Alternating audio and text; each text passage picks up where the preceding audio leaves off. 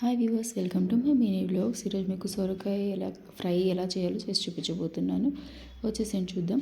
So దానికోసం మనం ఫ్రెష్గా తీసుకున్న సొరకాయని పీసెస్గా కట్ చేసుకొని వాష్ చేసి పెట్టుకుందాం. అండ్ దానికోసం మనం చిల్లీ పేస్ట్ అనేది ఒకటి ప్రిపేర్ చేసుకోవాలి. సో గ్రీన్ చిల్లీస్ తీసుకొని వెల్లుల్లి, జీలకర్ర, కొంచెం లైట్గా పసుపు యాడ్ చేసుకొని, సాల్ట్ యాడ్ చేసుకొని మంచి పేస్ట్ అనేది ఒకటి ప్రిపేర్ చేసుకోవాలి. Chilli paste.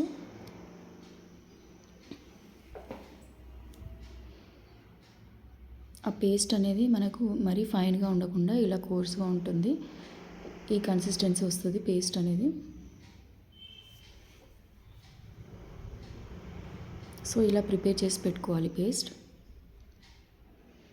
నెక్స్ట్ మనం కర్రీ కోసం అని స్టవ్ ఆన్ చేసుకొని కడాయి పెట్టి దాంట్లో ఆయిల్ వేసి, ఆయిల్ వేడెక్కాక జీలకర్ర అండ్ ఆనియన్స్, కరివేపాకు, పసుపు యాడ్ చేసుకోవాలి. అది కొంచెం ఫ్రై అయిన తర్వాత మనం ముందుగా ప్రిపేర్ చేసుకొని పెట్టుకున్న పేస్ట్ యాడ్ చేసుకోవాలి. ఇలా ఆయిల్ అనేది పైకి వచ్చే వరకు ఫ్రై చేసుకోవాలి. దీని తర్వాత మనం సొరకాయ పీసెస్ వాష్ చేసి పెట్టుకున్నాం కదా, అవి యాడ్ చేసుకోవాలి.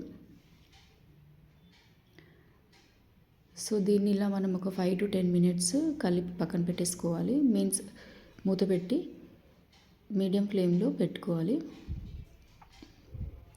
చాలా హెల్దీ అండ్ ఇష్టపడని వాళ్ళు కూడా ఈ సొరకాయ ఫ్రై టేస్ట్ చేస్తే ఖచ్చితంగా ఇష్టపడతారు, ఇష్టంగా తింటారు. సో ఇలా హాఫ్ బాయిల్డ్ అయింది. నెక్స్ట్ మళ్ళీ ఒకసారి అటు ఇటు కలుపుకొని మళ్ళీ ఫ్రై చేసుకోండి. 10 minutes మూత పెట్టేసుకోవాలి.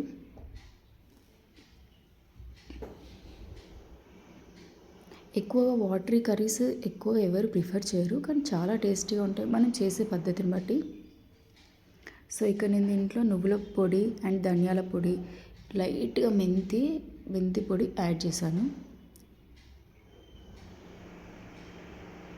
ఇది చూడండి ఎలా ఫ్రై అయిందో, చూస్తుంటేనే నోరూరిపోతుంది కదా, చాలా టేస్టీగా ఉంటుంది.